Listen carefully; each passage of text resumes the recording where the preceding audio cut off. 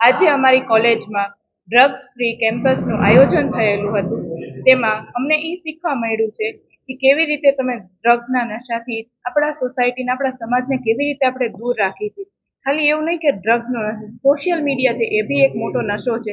એનાથી કેવી રીતે આપણે મુક્તિ પ્રાપ્ત કરી છે એનું પણ અમને એક શીખ મળી છે, જે હું મારા જેટલા બી સમાજના કે મારા ફ્રેન્ડ્સ છે, મારી ફેમિલી છે, હું બધાને એ જ એક સુઝાવ આપું છું કે આ જેટલી બી સોશિયલ મીડિયાની પ્રવૃત્તિ છે એનાથી આપણે સેજ દૂરી બનાવી રાખી, જે આપણા માટે ફાયદાકારક છે. ગુજરાતમાં એવા ઘણા બધા કેસીસ બને છે જેમાં ડ્રગ્સના અને કેટલાય એવા કેસીસ છે જેનાથી આપણને જ નુકસાન થાય છે. આપણે શું લેવા આપણી જ ગુજરાતને બગાડી છે, એના કરતાં આપણે આવા ડ્રગ્સ ફ્રી કેમ્પમાં આપણું યોગદાન જાળવી રાખવું જોઈએ, જેથી કરીને આપણી યુવા પેઢી જે છે એને આપણે સરખી એક શીખ આપી છે.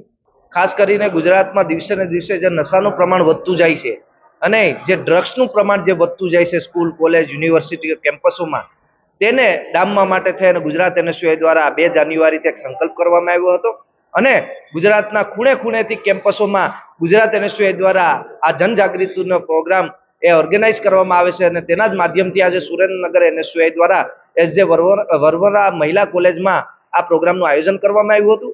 આ પ્રોગ્રામમાં અમારા ગુજરાત કોંગ્રેસ સમિતિના કહેવાતા આગેવાન એવા હરપાલસિંહ ચુડાસમા, અમારા એનએસયુઆઈના પ્રમુખભાઈ યશપાલસિંહજી અને તમામ વરિષ્ઠ આગેવાનો પણ ઉપસ્થિત રહ્યા હતા. એનએસયુઆઈનો સંકલ્પ છે કે જે આ ડ્રગ્સ માફિયાઓ જે યુવાધન બરબાદ કરી રહ્યા છે તેની સામેની લડાઈ છે અને આવનારા દિવસોમાં આ લડાઈ એ છેક રોડ ઉપર સુધી આવવાની છે. અત્યારે વિદ્યાર્થીઓને જનજાગૃતિનો પ્રોગ્રામ છે, અમે અવેર કરીએ છીએ વિદ્યાર્થીઓને, અને જે આજુબાજુ આવી એક્ટિવિટી કોઈ એક્ટિવિટી થતી હોય તો એના માટેના અમે જે ફરિયાદો છે એ સ્કેનરના માધ્યમથી અમે મેળવીએ.